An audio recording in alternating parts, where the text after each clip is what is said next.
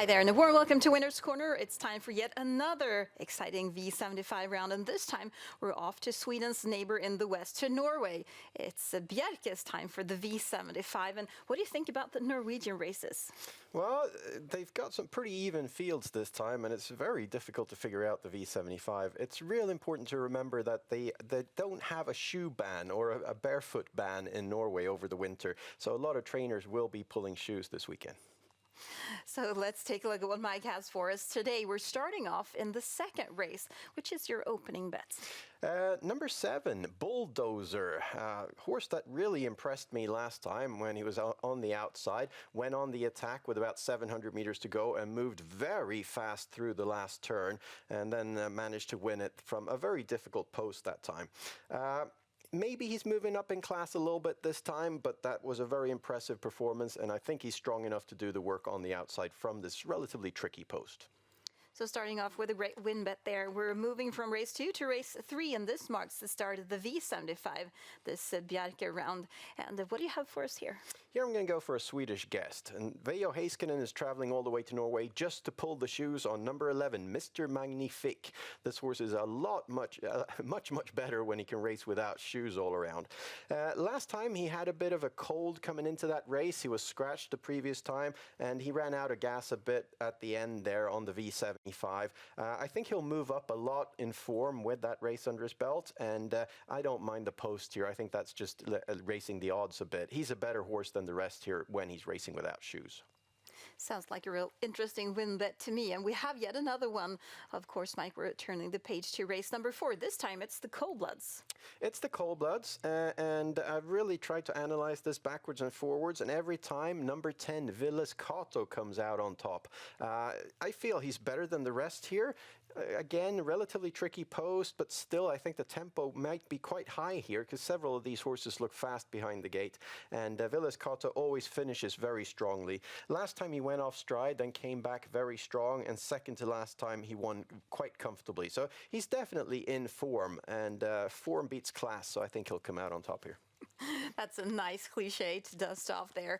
Now we're jumping ahead a bit to race number 7, and this is a sprint race. A lot of horses to consider. Which one is going to be the fastest one, or even better, first on the finishing line? Well, definitely the fastest one is number 11, Pucci Italia. Veijo Heiskanen's bought this gelding from Italy, a very experienced horse who's won 22 races in Italy. Last time he made his debut for Heiskanen here in Sweden at Kalmar. He was driven by an apprentice, and he was really hot.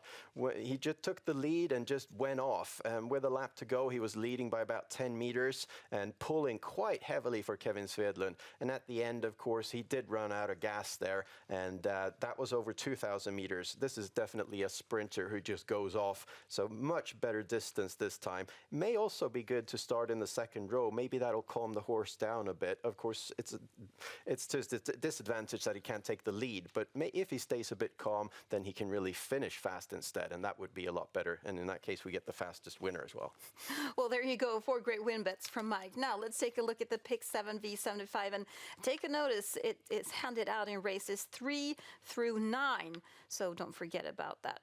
The daily double, of course, we're starting with, and you have 2 combinations this time. You usually go for the straight banker, Mike, but the straight double, but not this time.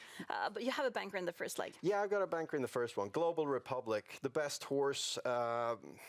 Pity on the post here, but I think the tempo may be high, so Global Republic has a great chance to win this one. I think he'll be the favorite, unfortunately. And why the 2 horses in the second leg? Well, there I feel that 2 horses have more or less exactly the same kind of chances. I'm a bit concerned if number 3 becomes a very clear favorite, then I'll leave that one off. But now this program is recorded quite early, so I don't know what the bets will be. So I'm using both of them. Number 2, Rambo Rivnier is my personal pick, and then number 3, Orlando Knick. So number 9, Global Republic in the first leg of the daily double, and then horses 2 and 3, and that makes, of course, 2 combinations.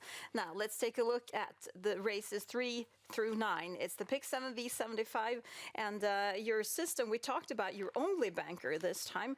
What about the third leg? You have 3 horses there, 3, 4, and 7. Which one of those stands out for you? Well, number 7 is going to be a very clear favorite, still undefeated after 3 races, but a very tricky post here, going to have to do a lot of work on the outside, so I feel it's a little bit of a vulnerable favorite, and I'd like to go against this one. A 3-year-old filly who's going to have to do work.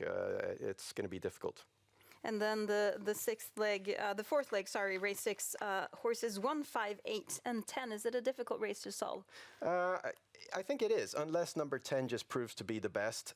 Number 10 is going to be a very clear favorite here, an extremely experienced Cold Blood, but she's got 60 meters handicap, and it could prove quite difficult, especially if the track conditions aren't good. And that makes 576 combinations for Mike's V75 system. That was all we had for you for today. For more information, please visit our website, SwedishHorseRacing.com. And of course, we got more V75 coming at you. Just don't miss out on this one from Bjerke. Good luck.